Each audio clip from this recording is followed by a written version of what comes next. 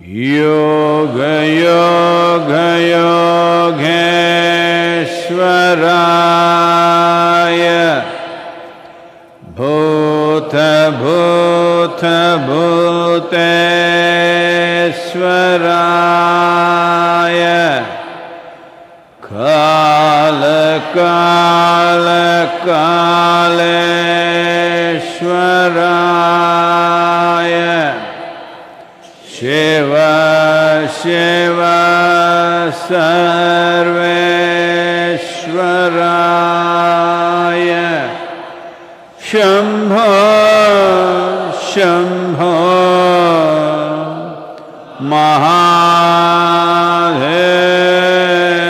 Mahadevaya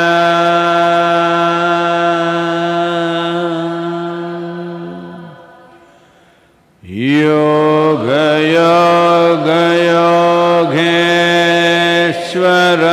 Yogeshwaraya Bhuta Bhuta Bhuteshwaraya Kala Kala Kaleshwaraya Shiva Shiva Sarveshwaraya Shambho Shambho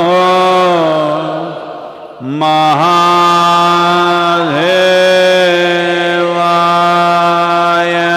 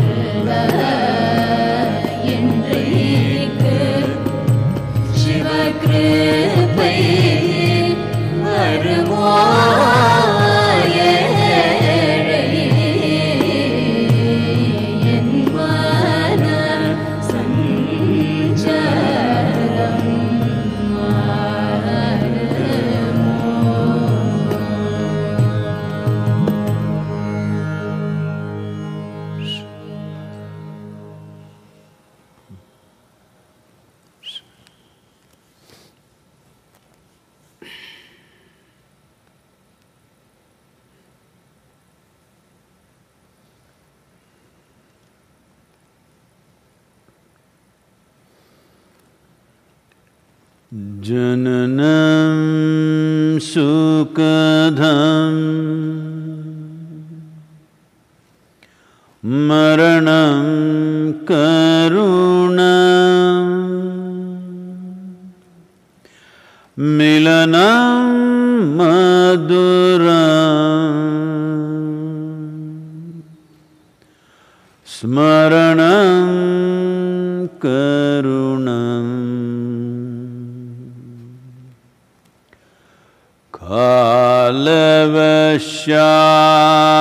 kalavashyadiha sakalam karunam samayadipate akilam karunam.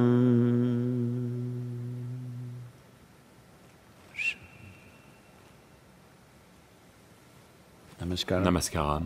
Namaskaram. Namaskaram à vous tous, où que vous soyez. Well, Eh bien, 50 days 50 into jours lockdown. de confinement.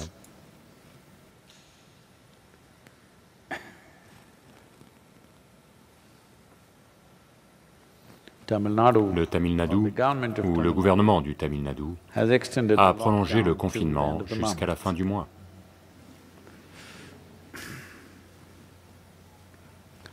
Though, Certes, with a avec little bit of quelques relaxation, assouplissements, that un certain certain number nombre of de things are working choses in the fonctionnent cities. dans les villes. Coimbatore La city ville de Coimbatore has been a été declared as déclarée libre COVID-free de city. Covid.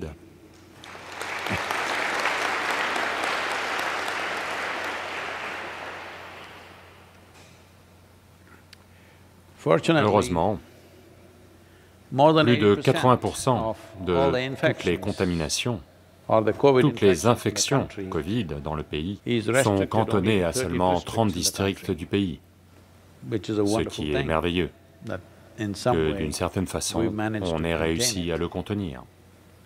And Et the le fatality taux de rate in mortalité en Inde India is est below inférieur half de of what moitié au the reste rest du of the monde. world is. Generally, En it's around général, 6%. c'est autour de It is 6%. well below Ici, c'est 3% bien here. inférieur à 3%.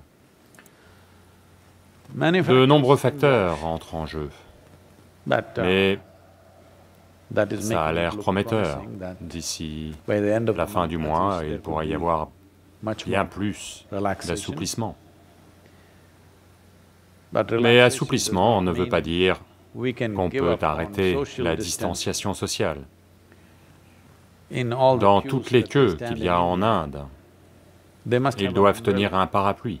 My umbrella Le diamètre de diameter, mon your parapluie et umbrella le diamètre diameter de votre together parapluie is a ensemble, little more ça than fait an inch. un peu plus d'1 mètre.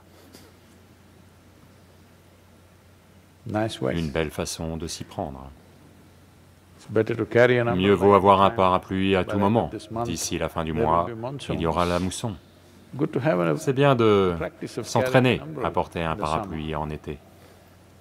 And it's also Et ça social assure distancing. aussi une distance sociale. Otherwise it'll poke you if Autrement, you come ça too va vous close. piquer si vous êtes trop proche.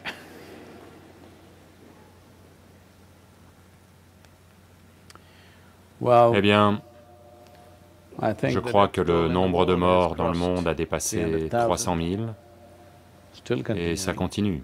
Many De nations nombreuses have nations managed ont to control réussi it. à le maîtriser. The United States Aux États-Unis, still not ça ne looking semble good. toujours pas aller bien. That's where we are. Voilà où on en est. So there are Donc many il y a de aspects nombreux to this, aspects en how ce qui concerne la façon we need to dont adjust on our doit lives ajuster nos vies to this. à ceci. A whole lot Tout un of tas de suffering in souffrance advance is d'avance a happening lieu chez les gens, as usual. comme d'habitude, je veux dire. They start Ils se suffering mettent à things which souffrir are de yet to choses happen. qui n'ont pas encore eu lieu. When it Quand happens, elles arriveront, it will ça happen. nous fera quelque chose. Something On upon n'y peut us, rien. can't help it. But, Mais people les start gens se suffering mettent in à souffrir advance d'avance, because parce que a lot of beaucoup people de think gens it's their pensent que right to c'est leur suffer. droit de souffrir. Of course, Bien sûr, it's your right c'est to votre suffer, droit de it's your souffrir, right c'est to votre die. droit de mourir. Tous ces droits existent. C'est juste que si vous êtes un être humain sensé, vous n'allez pas exercer ces droits. Si la vie vous est précieuse, vous n'allez pas exercer ces droits. Il y a d'autres types de droits que vous devez exercer. En ce moment, vous avez vu la pagaille à l'ouverture des magasins d'alcool dans le pays. Les gens sont devenus fous. Maintenant, ils se font tous livrer chez eux. Donc, un certain segment de la population du pays est dans le coma. Je le dis comme il faut, pas coma, coma. Les violences conjugales ont diminué, mais quand ils vont se réveiller, et que le verre suivant n'est pas là, alors de nouveau les violences conjugales vont augmenter. Si vous regardez le monde, la façon dont on l'a laissé aller, ou si vous voulez en revendiquer la responsabilité, la façon dont on l'a structuré, la valeur de la production totale de nourriture ou de la production agricole dans le monde est de 3,7 trillions de dollars. Mais l'alcool à lui seul représente 1,6 trillion de dollars.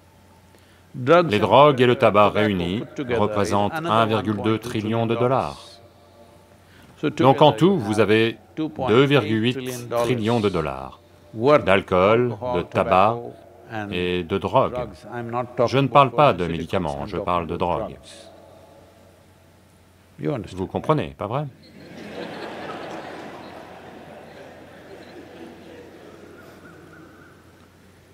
Parce que certains pensent au Doliprane ou autre.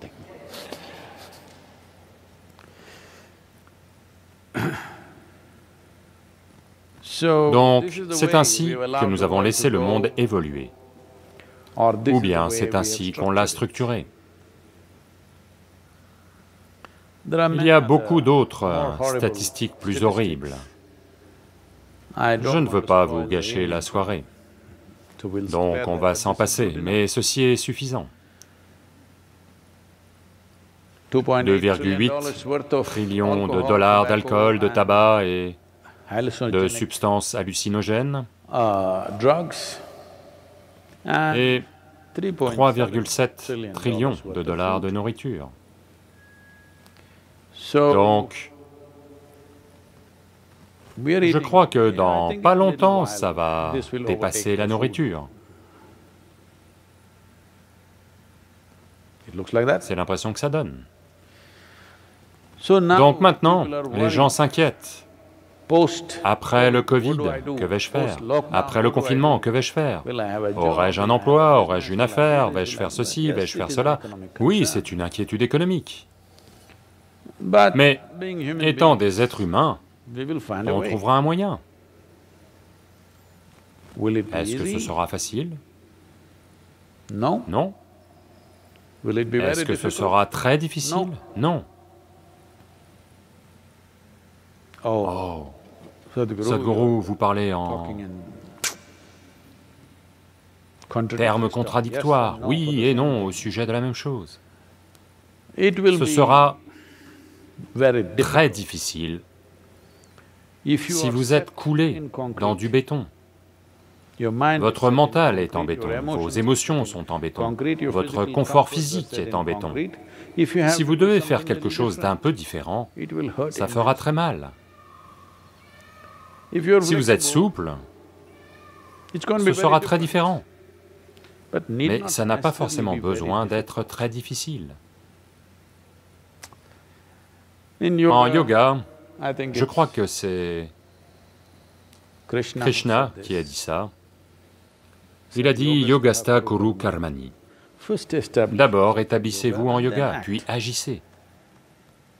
Si cette seule chose vous l'aviez faite, agir, comment va-t-on s'y prendre?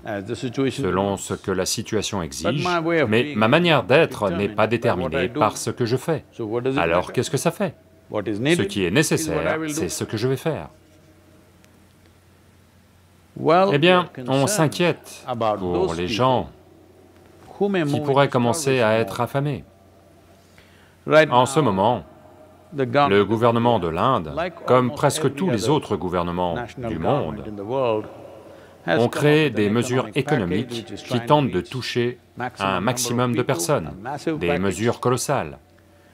Mais il y aura tout de même, bien sûr, des gens qui n'auront pas la moindre idée de comment en bénéficier. Donc c'est là que la société intervient, c'est là que chacun de nous intervient, que l'on peut s'attaquer à ça et faire quelque chose. Eh bien, nos merveilleux bénévoles font un travail fantastique là-bas dans le Tamil Nadu rural.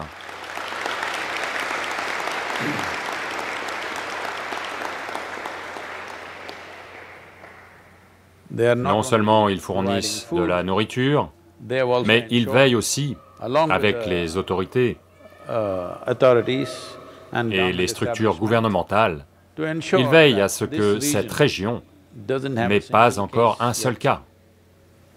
Maintenant que les gens bougent, voyagent, ça reprend, la circulation reprend, ça pourrait arriver, mais c'est tout de même merveilleux. Plus de 2 mois sans un seul cas, c'est un résultat fantastique. Donc, c'est parce que d'une certaine façon, c'est Yogastha Kuru Karmani. Prendre des risques quand les gens ont peur de sortir, quand les gens se méfient les uns des autres, pensant qu'ils pourraient être infectés. Eh bien, nos bénévoles sont dehors, comme beaucoup d'autres médecins, infirmières, policiers. Malheureusement, beaucoup d'entre eux, quand je dis beaucoup d'entre eux, quelques centaines d'agents de police, d'agents du gouvernement, de médecins et d'infirmières sont morts dans le monde, malheureusement, au cours des 2 derniers mois. Ceux qui ont mis le pied dehors pour faire quelque chose d'utile pour un autre, ils n'auraient pas dû mourir, mais malheureusement, au début, on n'avait pas les tenues de protection requises. Personne n'avait compris ce qu'était une tenue de protection. Ils pensaient que juste un masque ferait l'affaire, puis ils ont dit « il vous faut des lunettes », puis ils ont dit « il vous faut une tenue complète ». Alors, tout le monde essayait d'en trouver. Tout venait d'ailleurs. Maintenant, chaque nation s'est mise à produire son propre équipement. L'Inde fabrique plus de 200 000 tenues par jour en ce moment.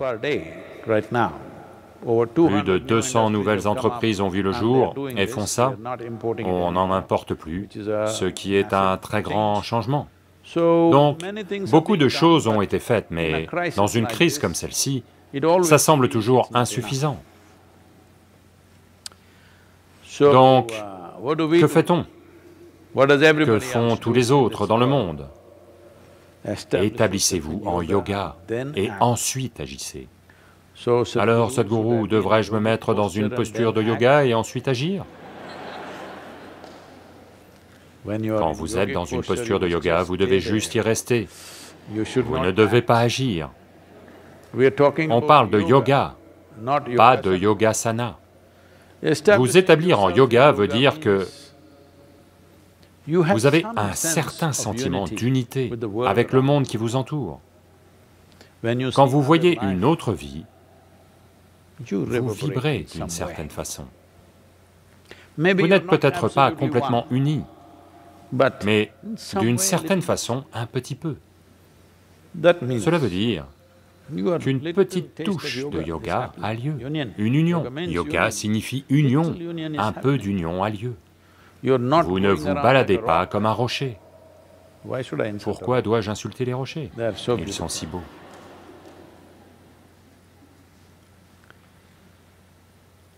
Donc, les limites de ce que vous pensez être moi-même ont été enfreintes légèrement. Alors, à votre petite façon, vous êtes un petit peu un yogi. Maintenant, une fois que vous êtes comme ça, alors vous agissez. Comment allez-vous agir? Vous allez agir selon ce qui est nécessaire à l'instant donné. En ce moment, tout le monde demande « que faire après le Covid ?» Le truc, c'est qu'on ne sait pas quand sera l'après-Covid. Oui. Et on ne sait pas comment sera l'après-Covid. Et on ne sait même pas si nous, on sera là après le Covid. Oui. C'est un fait. Parce que ce n'est plus une infection des voies respiratoires. Des caillots de sang se forment, des crises cardiaques ont lieu, il y a des AVC, des lésions du foie, des lésions du cerveau, dont nous sommes une preuve, bien sûr.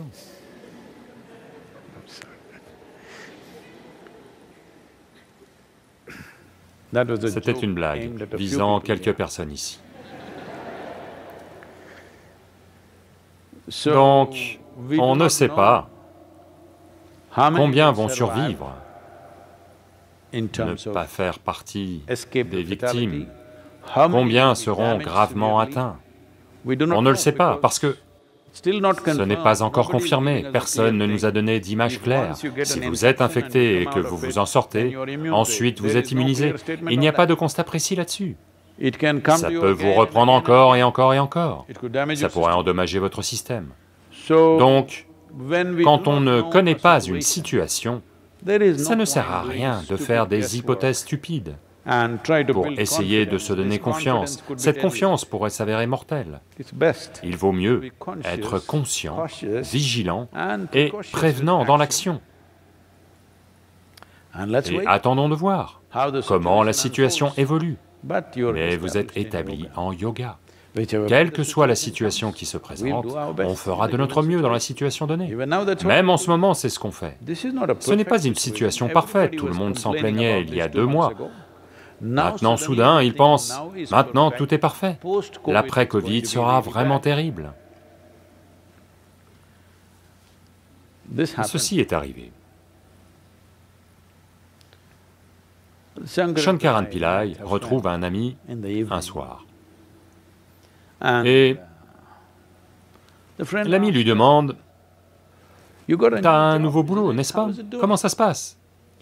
Oh, il répond, « Je le déteste, de A à Z. » « Depuis quand travailles-tu? » « 3 mois. » « Alors pourquoi tu continues? Pourquoi tu n'arrêtes pas si ça ne te plaît pas? » Il dit, « Qu'est-ce que tu veux dire? C'est la première fois que j'ai hâte de rentrer chez moi en 20 ans de mariage. »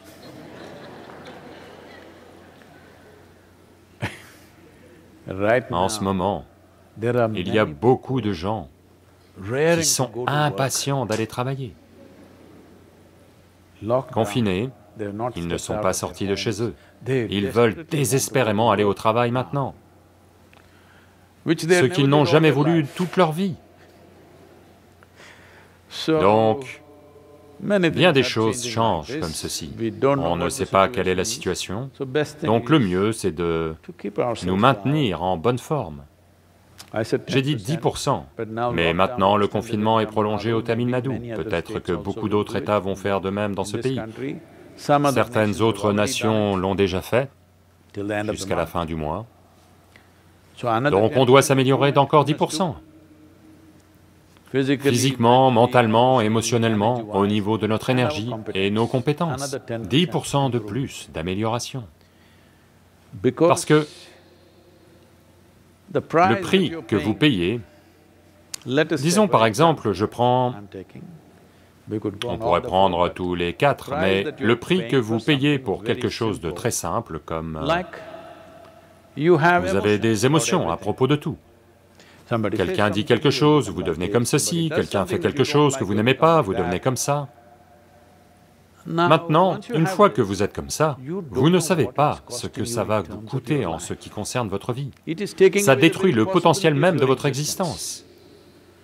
Si on regarde ce qui se passe, parce que vous n'avez aucune maîtrise de votre processus de pensée, aucune maîtrise du système énergétique et de votre corps, les compulsions physiologiques et psychologiques et émotionnelles retirent complètement la possibilité même d'être humain pour la plupart des êtres humains. Ils sont encore, vous savez, ils se font régresser dans l'évolution, fonctionnant à partir des instincts et des compulsions. Ce que je dis, c'est que si vous vous améliorez de 10%, dans votre expérience, c'est comme si vous aviez atteint l'éveil. Les autres pourraient ne pas encore le voir ainsi, mais vous sentirez soudain, waouh! Oui. Donc 10% de plus d'amélioration, vous devez tous le faire parce qu'il y a 15 jours de plus. C'est beaucoup de temps. Comment m'y prendre? Comment m'y prendre? Pour changer les schémas de vos pensées et de vos émotions, rien que le programme en ligne suffira. Ingénierie intérieure. Et toi, tu es une bannière, n'est-ce pas? Est-ce que c'est en ligne ou juste ingénierie intérieure? Tu dois ajouter en ligne, écris-le avec un stylo, d'accord? Rien qu'un programme en ligne, si vous vous imprégnez de l'essence de ce que c'est, ce qui est très simple, n'importe quel idiot peut le comprendre, c'est le genre de langage qui est parlé dans ce programme. Si vous comprenez 10% du programme en ligne, 10% d'amélioration de votre équilibre, et les choses vont arriver. C'est aussi simple que ça. Donc ne pensez pas que vous êtes un problème si compliqué. Non, Sadhguru, je suis un cas compliqué. Je suis content qu'une partie de ce que vous disiez soit vraie.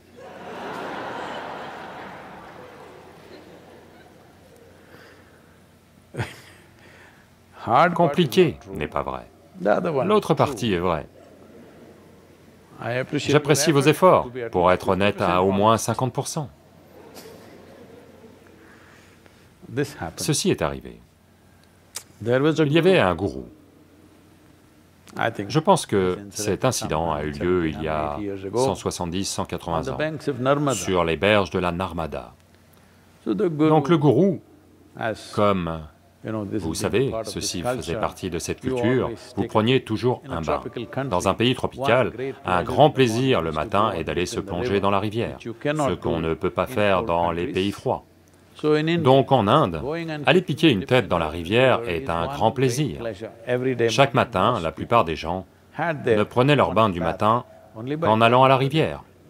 Donc le gourou y va, et un disciple l'accompagne à cause des habits.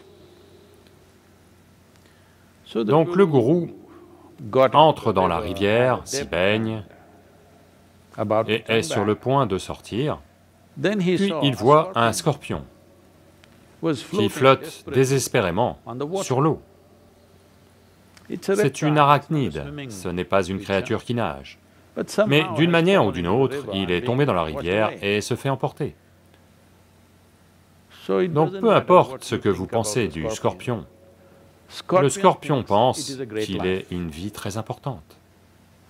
Je pense que beaucoup d'entre vous sont scorpions, d'après ce... Comment vous appelez ça? Les signes du zodiaque. Donc les autres pensent peut-être que vous êtes une chose venimeuse, qui ne sert à rien, mais vous, vous savez que vous êtes très gentil. Donc le scorpion pense évidemment qu'il est super. Regardez comme il marche, de toute évidence, il se trouve très beau et merveilleux. Avez-vous vu un scorpion? Leur venin, je ne vais pas entrer là-dedans, donc... Le gourou, naturellement, utilise ses mains et ramasse le scorpion. Le scorpion tropical indien, les noirs, sont longs comme ça. Si vous étendez la queue, il est long comme ça. Et ils ont un venin très puissant. Donc il le prend avec ses deux mains. Le disciple voit ça et il dit, « Laissez-le tomber, il est venimeux, il va vous piquer. » Le gourou continue à le porter, et le scorpion le pique une fois, mais il continue à le porter. À ce moment-là, le disciple est en panique. « Je vous avais bien dit qu'il allait vous piquer, il est venimeux, qu'est-ce que vous faites ?» Tandis qu'il marchait, le temps qu'il atteigne la rive, il le pique 3 fois. Ça peut être très douloureux, un scorpion. Un jour, vous devez en faire l'expérience. Non, j'essaye simplement de partager ma vie avec vous. J'ai été piqué par toutes sortes de choses. Je me dis que vous aussi, vous devriez en faire l'expérience. Donc, il atteint la rive et le relâche, et il s'en va, heureux de s'en être sorti. Parce qu'un scorpion qui flotte dans la rivière ne peut pas deviner de quel côté est la rive, il n'en a pas les moyens. Donc le disciple dit, « Qu'est-ce qui ne va pas chez vous? Je vous ai dit qu'il allait vous piquer, 3 fois il vous a piqué, ça va devenir... Vous savez, c'est venimeux, ça va faire ceci, ça va faire cela. » Donc le gourou dit, « Calme-toi juste maintenant. » Le scorpion fait ce qu'il connaît de mieux. Je fais ce que je connais de mieux. Il agit en fonction de sa qualité. J'agis en fonction de ma qualité. C'est tout. Détends-toi simplement, et toi, tu agis en fonction de ta qualité.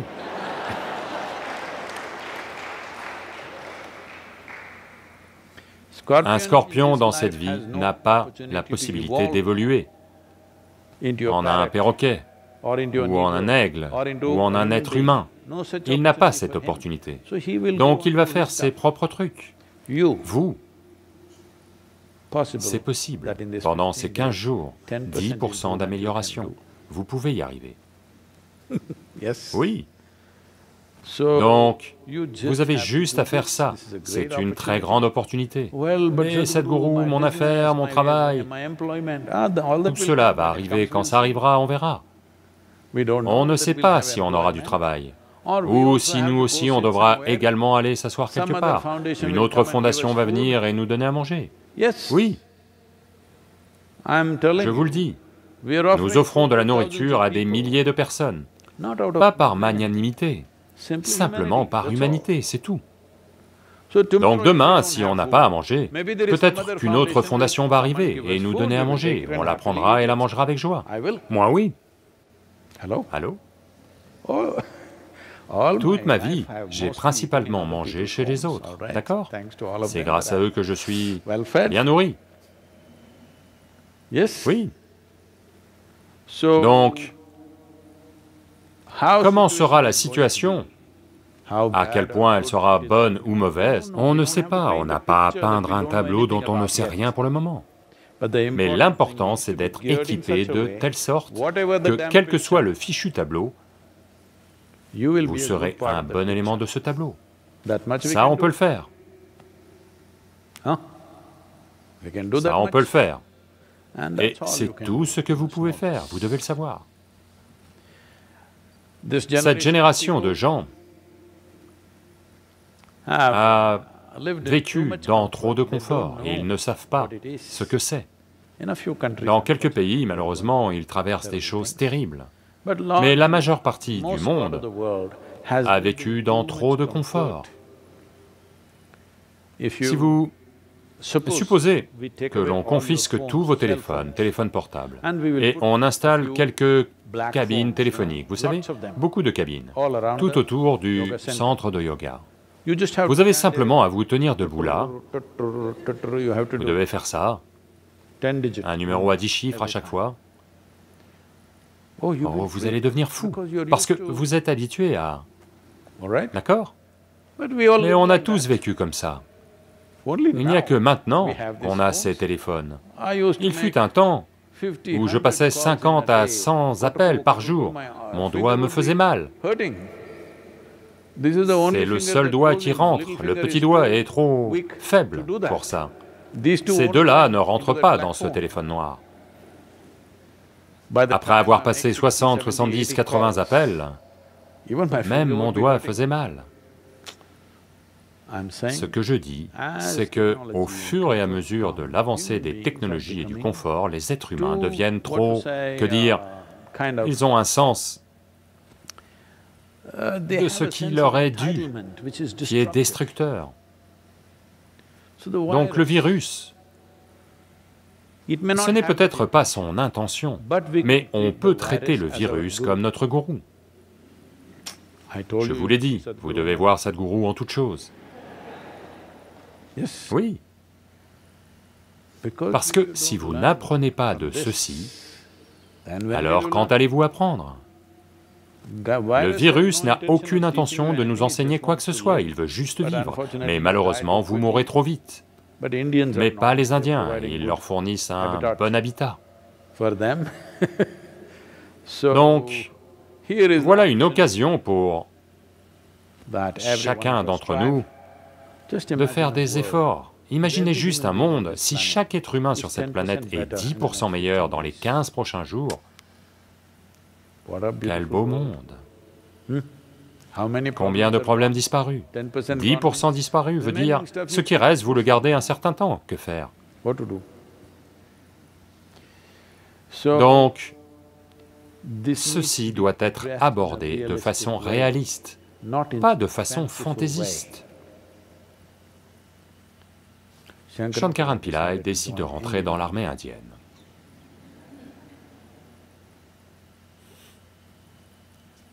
L'armée indienne aurait préféré qu'il rentre dans l'armée pakistanaise.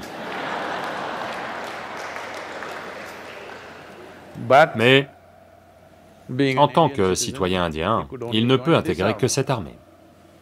Donc il s'entraîne et le sergent les entraîne à des situations de combat. Donc il les emmène dans la jungle et les fait avancer comme si c'était une vraie zone de combat. Puis il demande à Shankaran Pillai, en lui hurlant dessus, « Maintenant, 10 soldats ennemis arrivent. Que fais-tu maintenant? Que fais-tu » ? Ah, oh, qu'est-ce que je fais? Non, que fais-tu? 10 soldats ennemis sont ici même, que fais-tu? Alors il dit, « Ok, je vais les encercler. »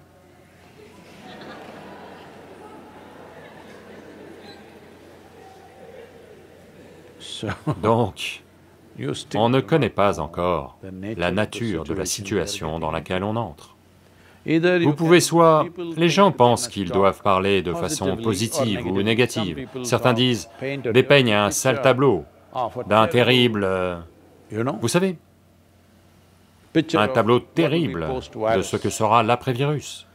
D'autres veulent peindre un tableau rose et disent, tout ira bien, il va se passer ça. La réalité, c'est qu'on n'en sait strictement rien, on va juste attendre. Allô? Nous devons juste attendre. Tout ce qu'on peut faire, c'est faire de nous-mêmes de meilleurs soldats. On ne sait pas si 10 ennemis vont arriver, ou 2 vont arriver, ou si aucun ne viendra, on ne sait pas encore.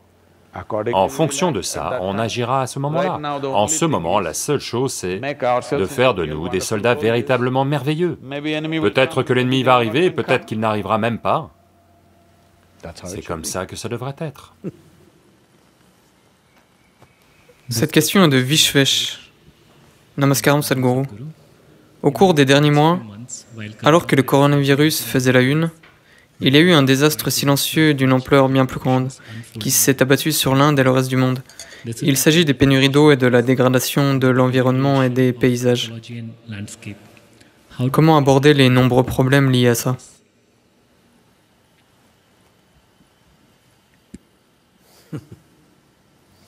Eh bien,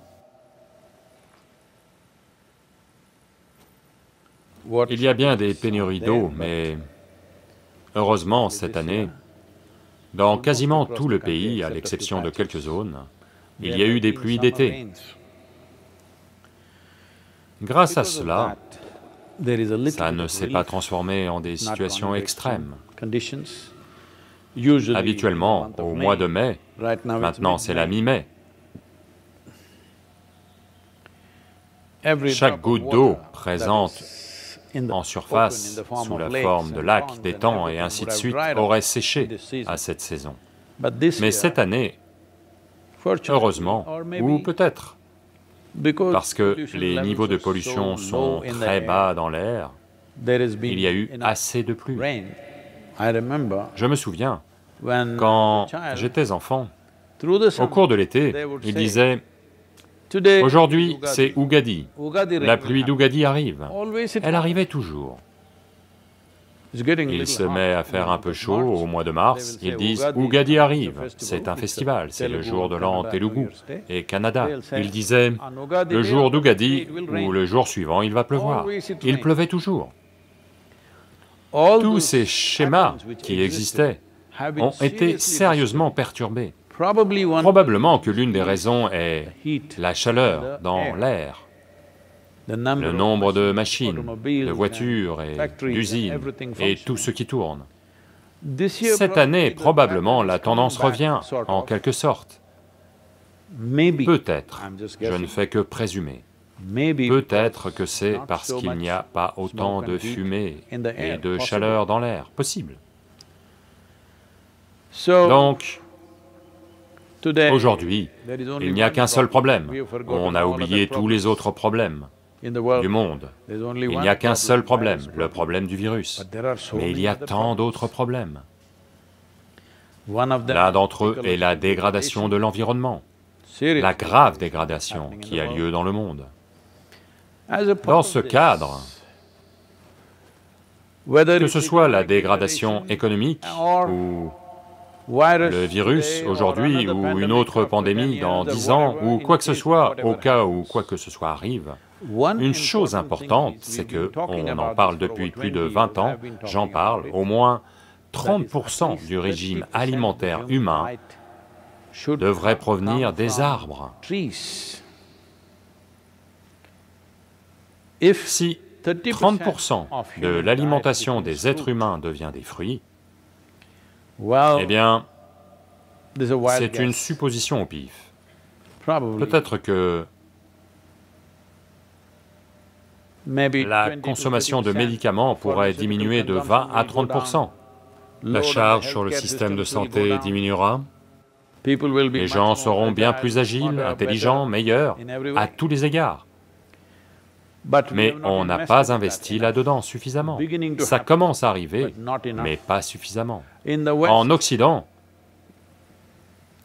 par exemple en Europe, aux États-Unis, il y a beaucoup de fruits, mais avec quasiment rien dedans. Parce qu'ils sont cultivés de telle façon, ils sont manipulés de telle façon, que ce fruit-là, mieux vaut ne pas le manger. Ce pays étant une nation tropicale, de Kanyakumari au Cachemire, tous les fruits que vous pouvez imaginer, malheureusement la plupart ne sont plus sur le marché. Beaucoup de fruits traditionnels dans ce pays, qui sont super bons pour la santé, à consommer, ont disparu. Nous devons les ramener. Aujourd'hui, fruits veut dire tout le monde pense pommes, bananes et quelques-uns en plus. Non, une nation tropicale a des centaines de fruits à manger à chaque saison. Nous devons ramener cela. C'est une sécurité alimentaire pour le futur. Si vous ne faites pousser que ceci, en ce moment la pandémie vous frappe, vous. Disons qu'un virus ou autre frappe l'agriculture. Pas de culture cette année. Qu'allez-vous faire? Ou pas de pluie cette année, pas d'eau. Qu'allez-vous faire? Une certaine quantité de nourriture doit venir de cultures de long terme, pas de culture sur 3-4 mois. Cela doit avoir lieu pour le bien-être humain, pour la santé et pour la sécurité alimentaire, et par-dessus tout pour l'équilibre écologique. Au moins 30% de la nourriture devrait provenir d'arbres. Ça évitera aussi les migrations. Actuellement en Inde, un mot qui circule c'est travailleurs migrants, travailleurs migrants, travailleurs migrants, tous ces horribles choses qui leur arrivent et beaucoup de reportages, des vidéos de conditions pitoyables et vous savez, des gens qui se déplacent dans des conditions très difficiles. Comment se fait-il qu'ils soient si nombreux à avoir quitté leur village et à être arrivés en ville pour faire des petits boulots? Simplement parce que, ici et là, 2 années de sécheresse, toute leur économie ont disparu. Le seul choix, c'est de partir en ville. S'ils avaient juste 1 hectare de terre, ce qui est la moyenne dans ce pays, et s'il y avait au moins 150 arbres qui produisent quelque chose, soit du bois d'œuvre, soit des arbres fruitiers, est-ce qu'ils quitteraient leur village pour s'en aller? Ils ne le feraient pas. Si vous voulez empêcher les migrations, les chiffres concernant les migrations, avant le virus, on disait que d'ici 10 ans, c'est-à-dire vers 2030, il y aurait 1,6 milliard de migrants sur cette planète. qui quittent leurs terres ancestrales et vont quelque part vers un endroit inconnu et traversent toutes sortes de situations terribles, en particulier pour les femmes et les enfants. C'est la chose la plus horrible, une migration forcée. Les choses les plus horribles et humiliantes vont arriver à ces familles. Donc, en Inde, on estime que plus de 200 millions de gens vont migrer dans les 10 prochaines années. Et vous avez vu les bidonvilles à Bombay, dans quasiment toutes les villes. Si les nombres se multiplient, il n'y a rien que vous puissiez faire pour eux. Une fois qu'ils sont arrivés et se sont installés, il sera véritablement inhumain de les déplacer ou de détruire leurs petites cabanes ou baraques. C'est terrible de faire ça. Donc, un moyen simple pour limiter les migrations est de cultiver des arbres. L'agroforesterie est un pas important en ce sens. Nous effectuons ce travail dans le bassin de la Cauvery, mais cela doit avoir lieu partout dans le monde, pour les équilibres écologiques, pour la gestion des bassins versants, pour la sécurité alimentaire et pour limiter les migrations. Des cultures à long terme doivent être présentes sur les terres, alors seulement ça aura lieu. Et par-dessus tout, pour préserver la biodiversité sans laquelle toutes ces choses n'auront pas lieu. Donc est-ce si difficile à faire? Non. C'est juste que ça n'a pas encore été intégré à la politique de la plupart des nations, d'agir de manière décisive dans cette direction. En Inde, le gouvernement a pris quelques mesures, mais comme c'est une compétence partagée, l'agriculture et les ressources en eau étant une compétence partagée entre le gouvernement central et les gouvernements des États, divers États agissent à divers niveaux d'intensité. Bien que la recommandation politique ait déjà été faite au niveau central, les États vont à leur propre rythme, parce que le gouvernement central n'a pas sa propre géographie. Ce sont les États qui possèdent la terre, c'est à eux de le faire.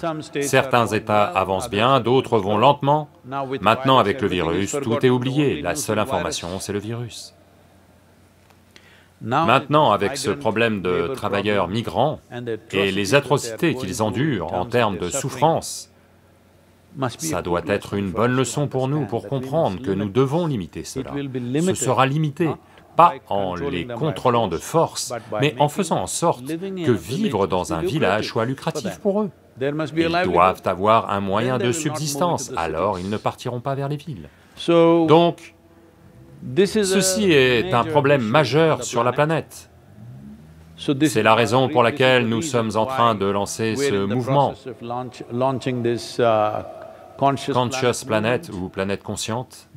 L'idée de base derrière ça, c'est 60% du droit de vote, pardon, 60% de la population qui détient le droit de vote, qui a le pouvoir d'élire des gouvernements, ce qui équivaut à environ 3 milliards de gens, doivent prendre conscience de cela. Et nous voulons nous assurer que chaque parti politique, les 3 principaux partis politiques du pays qui peuvent être élus, nous voulons nous assurer que dans leur programme de campagne, si ce n'est pas la priorité numéro 1, au moins la priorité numéro 2 doivent être les questions environnementales. Si on fait ça, d'ici 10 à 15 ans, des budgets seront investis, des budgets sérieux, et la machine gouvernementale seront investies, et ça va commencer à bouger dans ce sens. Comme ces choses ne peuvent pas être faites du jour au lendemain, ces choses, il faut les pousser, et les pousser, et les pousser, pour que progressivement ça aille dans cette direction. Un changement de politique doit avoir lieu. Il se peut que les politiques ne soient pas appliquées, mais peu importe, en premier lieu, un changement de politique doit avoir lieu.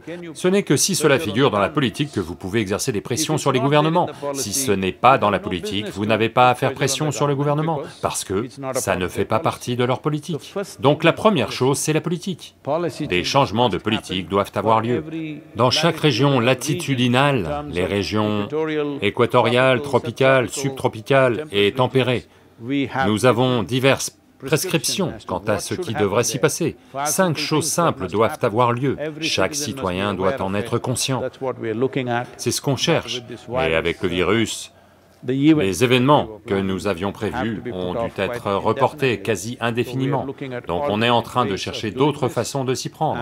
Et en ce moment, le gouvernement colombien, le Global Landscape Forum, se penche aussi là-dessus, et nous voyons comment, vous savez, pousser toutes ces diverses plateformes dans le monde pour aller vers un changement de politique dans le monde. Eh bien, certains pays ne vont peut-être pas coopérer, mais ça ira. Même si vous faites bouger la politique de 60 à 70% des nations dans une certaine direction, c'est un changement énorme. Ils disent que les émissions qu'on a émises dans l'atmosphère, avec les voitures et les usines et autres, il y a un certain nombre de gigatonnes de carbone qui ont été émises. Si vous plantez 1000 milliards d'arbres, et si ces 1000 milliards d'arbres atteignent l'âge de 15 ans, tout ce que vous avez laissé s'échapper ces 50 dernières années sera absorbé par ces arbres. C'est un calcul que font les scientifiques. Planter 1000 milliards d'arbres n'est pas un problème. Quand on plante 2,4 milliards d'arbres, rien que dans le bassin de la Cauvery, planter 1000 milliards d'arbres en impliquant la population mondiale n'est pas un gros problème. De toute façon, maintenant avec le virus, tout un tas d'entre nous vont être sans emploi. Nous devons au moins planter des arbres.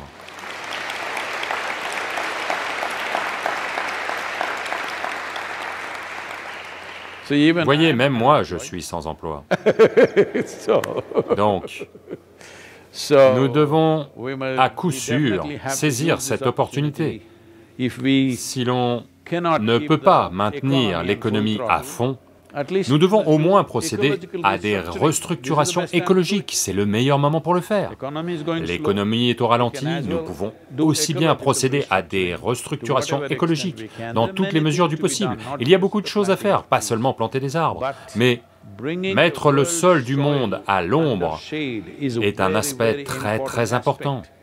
Il y a beaucoup de choses, ce n'est pas qu'on les ignore, mais le plus important, c'est que si l'on veut préserver la biodiversité du sol, il doit être mis à l'ombre, il doit être humide, en permanence, il doit toujours être humide. Si vous creusez 15 à 20 cm, il doit être un peu humide, alors seulement il y a de la vie. Autrement, tous les micro-organismes et autres qui font la richesse de cette terre vont disparaître. Quand on dit sol, ce n'est pas grand-chose. Il ne fait qu'1 mètre en moyenne. Ici, c'est pour ça que cette terre est considérée comme une mine d'or pour les gens qui veulent habiter ici, parce que c'est l'un des rares endroits où notre terre arable va jusqu'à 6 mètres. En moyenne, le monde n'a qu'1 mètre de terre arable, 1 mètre. Ce n'est pas très difficile à entretenir, n'est-ce pas? Tout ce que vous avez à faire, c'est d'y mettre suffisamment de matière organique, des arbres, des feuilles et autres déchets verts qui en sont issus. C'est absolument vital. Bien sûr, les animaux aussi sont importants, mais en ce moment,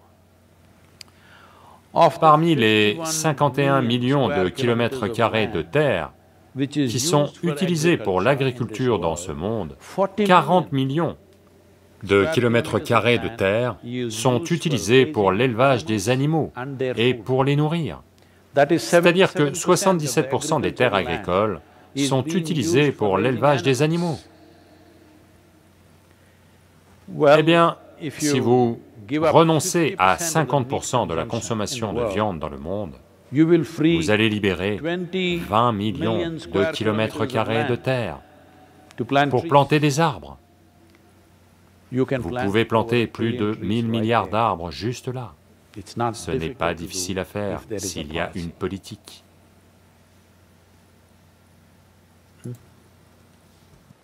La question suivante est de Imani.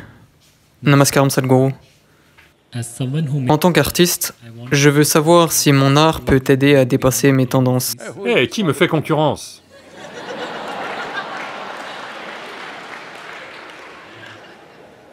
Ou est-ce qu'elle se reflète dans ce que je produis? Quelle est la bonne façon d'aborder l'art?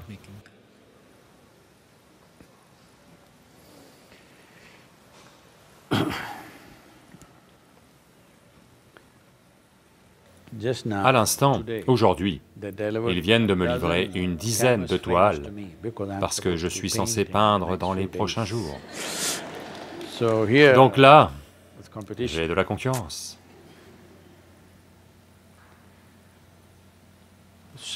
Donc, l'art devrait-il être mon expression ou devrait-ce être autre chose? Vous voyez, je crois que tout récemment, j'en ai parlé. Dans l'une des conversations qu'on a eues ici, il y a 3 ou 4 jours. Beaucoup d'êtres humains très tourmentés ont fait des œuvres d'art. Oui. Je ne dis pas qu'ils ne devraient pas, mais je dis que ça a été l'histoire de l'art. Et si vous regardez une partie de l'art, je suis entré dans la maison de quelqu'un, une maison très riche. Une grande œuvre d'art du genre 1,50 m par 1,50 m. Et il y avait quelques coups de peinture à l'arrière, sans but particulier, comme ça, comme ci, différentes couleurs. Et il y avait plus de 200 grands comme ça. Je vous le dis, grands comme ça, clairement de plus de 15 cm de long, des clous épais, juste martelés au hasard. Donc je suis entré dans la maison et en entrant sur la droite, cette chose était là. J'ai dit, quoi? Que sont ces clous et ces trucs? Non, c'est une expression.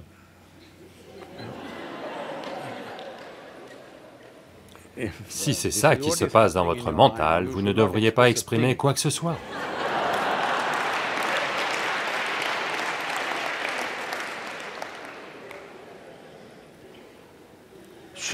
Un être humain ne devrait-il pas arriver à exprimer certaines des difficultés qu'il traverse en lui-même? Oui, il le devrait. Il devrait aller s'asseoir dans une forêt ou un désert et chanter à plein poumon toute la souffrance. Mais vous ne devriez pas la déverser sur la société. Ils ont déjà assez de problèmes. Si vous avez quelque chose de positif, quelque chose de merveilleux à dire, oui. Ou si vous dépeignez peut-être certaines des difficultés de la société elle-même.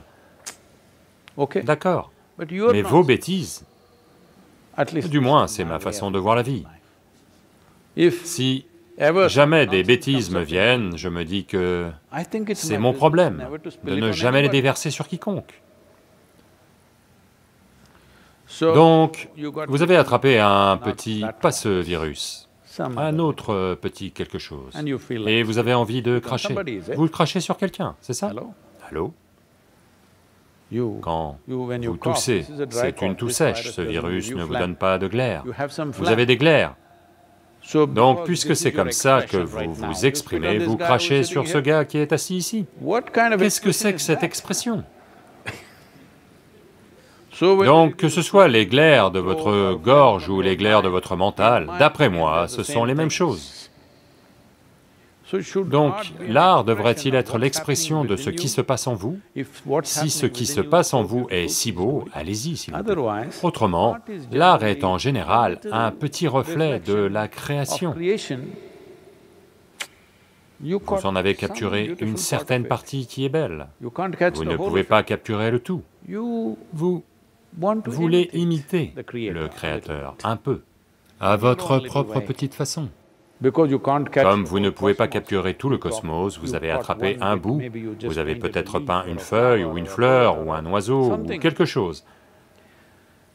Pas forcément dans sa forme réaliste, peut-être sous une forme amusante, peut-être que c'est une peinture de dessin animé, c'est une peinture abstraite, c'est autre chose, c'est ok.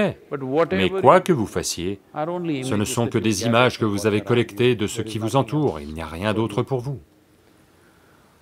Donc il est important, en particulier si vous êtes Je ne sais pas, si vous êtes un artiste connu et que tout le monde va le regarder, il est très important que cela provoque les bonnes choses chez les gens, quelque chose qui va améliorer leur vie, pas quelque chose qui va les conduire à une forme de folie. Ce tableau avec des clous, je n'arrivais pas à le comprendre, j'ai passé du temps devant, à essayer de comprendre. Est-ce que je passe à côté de quelque chose? Y a-t-il quelque chose, un sens plus profond?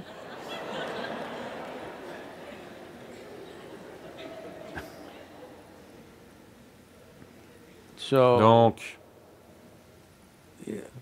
l'art est juste notre...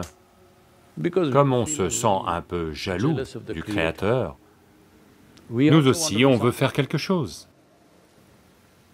Tout a été créé de manière si fantastique, à vrai dire, une vie entière ne suffit pas pour y prêter attention. Mais nous aussi, nous voulons participer un peu, c'est ok. Les êtres humains ont le droit de faire ça. Mais si vous êtes un être humain tourmenté, je vous en prie, ne déversez pas votre souffrance sur d'autres.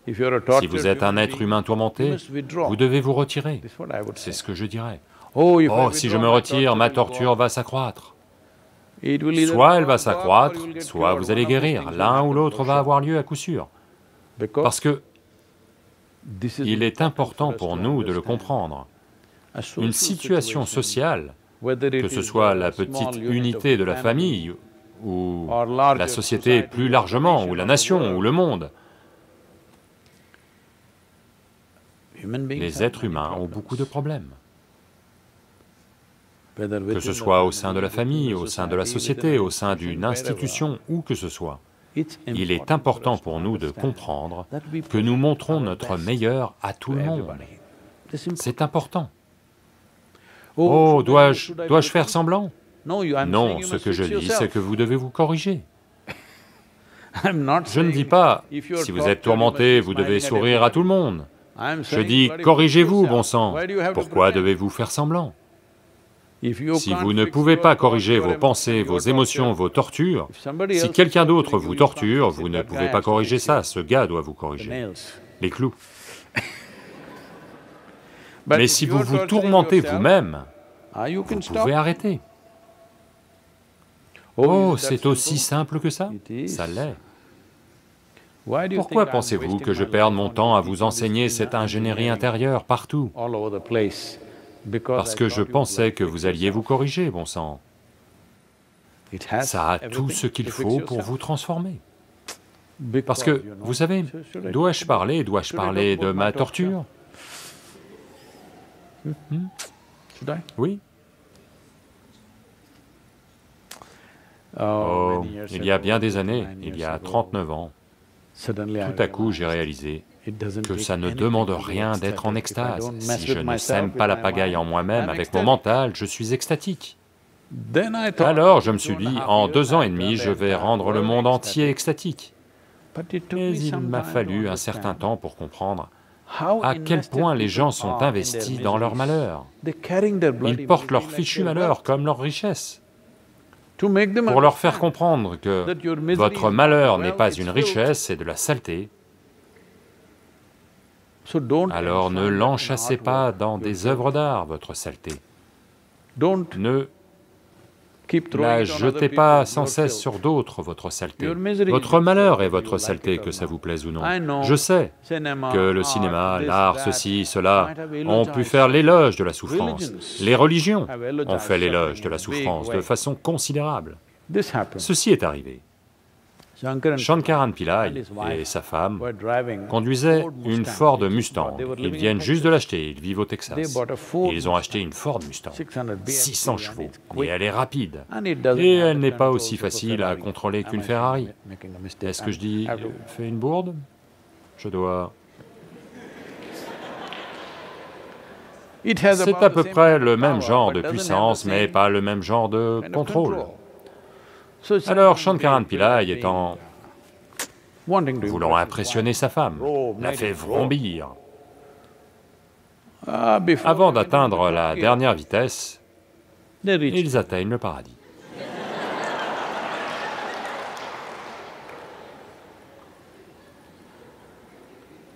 Alors au paradis, Il les accueille et il regarde aux alentours. Tout est beau.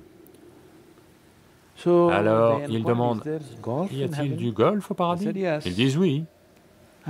Et peut-on voir? Oui. Un endroit fabuleux, des jardins fantastiques, et un super parcours de golf, tout. Donc, les anges conduisent le couple à travers ce beau terrain, puis ils voient qu'il y a une fosse emplie de feu et quelques personnes qui brûlent et qui crient. Ils disent, qu'est-ce que c'est que ça? Ils disent, non, ils sont religieux, vous savez. Ils aiment ça comme ça. Donc le paradis offre ce que vous aimez, sans souffrance. Ces choses ne fonctionnent pas. Donc, il y a eu tout un tas d'éloges de la souffrance. La religion est la première coupable. Ensuite vient l'art. Ensuite vient la musique. Toutes ces choses ont fait ces choses que la souffrance est une bonne chose. La littérature européenne, ouf.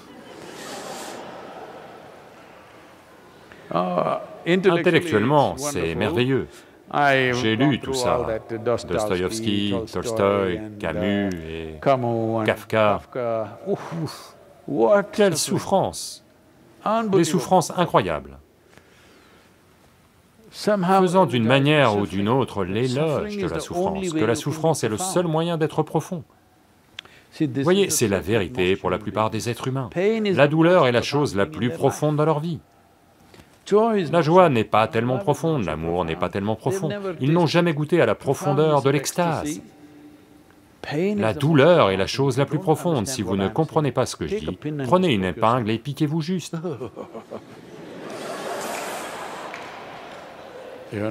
Vous savez, c'est très profond. Juste une piqûre d'épingle. Votre plus... Disons que votre ami le plus cher vous pique simplement avec une épingle. Votre amitié est juste pouf, une piqûre d'épingle. Il faudra beaucoup reconstruire, autrement c'est terminé. Une piqûre d'épingle. La douleur est à ce point profonde.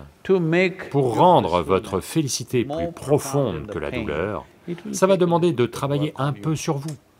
C'est pourquoi on vous a donné les outils d'ingénierie intérieure. Si tous les jours, je sais que le jour du darshan, peut-être, vous faites des pratiques et venez vous asseoir devant moi. Si chaque jour, toutes les dimensions de ce qu'est l'ingénierie intérieure, si elles sont mises en pratique à chaque instant de votre vie, alors vous connaîtrez la profondeur de l'extase qui est bien au-delà de la douleur, bien au-delà. C'est pourquoi l'homme va permettre au scorpion de piquer. Pas parce qu'il n'y a pas de douleur, le scorpion vous donne... Tout votre système nerveux va s'emballer si du venin de scorpion pénètre en vous. Mais quand votre extase est plus profonde que cela, c'est juste une chose de plus. Donc cela nécessite un peu de travail, jusque-là je dirais, ne faites pas de votre art une expression, faites-en une forme d'estime de certains aspects de la nature, des gens, peu importe. Ça ne vous plaît peut-être pas, ça ne plaît peut-être pas à de nombreux artistes, c'est juste mon avis, mais moi aussi je suis un artiste, je peux avoir un avis.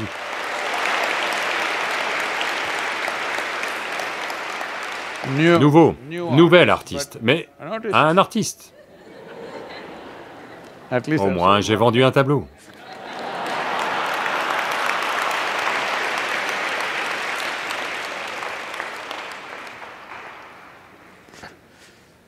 Vous allez en voir beaucoup d'autres.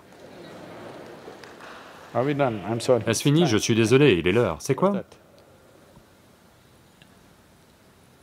Une question? On va terminer. Cette question vient de Himanshu. Namaskaram Sadhguru.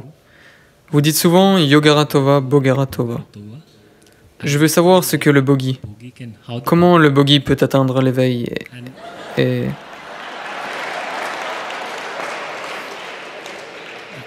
et quelle est sa portée? Aucune issue pour lui. On a dit yoga et boga. On n'a pas dit yogi et bogi. Yogi veut dire quelqu'un qui est établi en yoga. Bogi veut dire quelqu'un qui est établi dans le boga. Y a-t-il une issue pour lui? Pas d'issue pour lui. Ceci est arrivé. À une époque, Shankaran Pillai était un méditant Isha.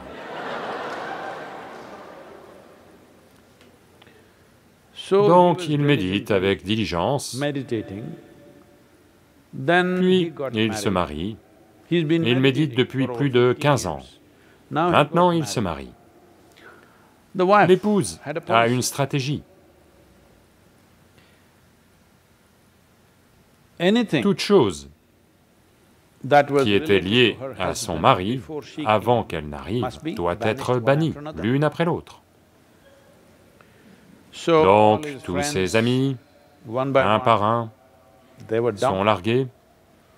Un vieux coup de cœur d'université, largué. Bien sûr, la belle-mère, larguée.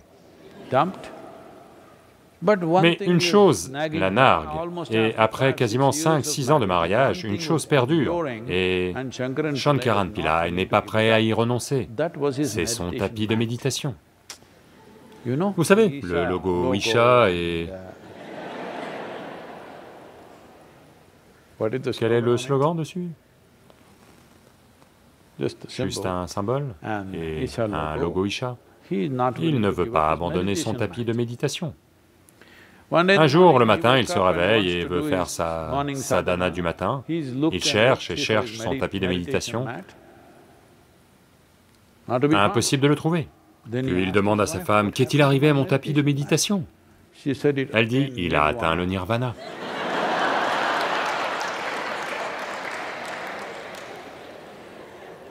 Eh bien, c'est lui qui était censé atteindre, mais... Donc un bogi établi, aucune issue. Yogaratova, Bogaratova, c'est autre chose. Yogi, bogi sont deux identités. Donc vous êtes identifié à ce qui vous enchaîne. Et ensuite vous dites, comment vais-je être libéré? Eh bien, le tapis peut y arriver.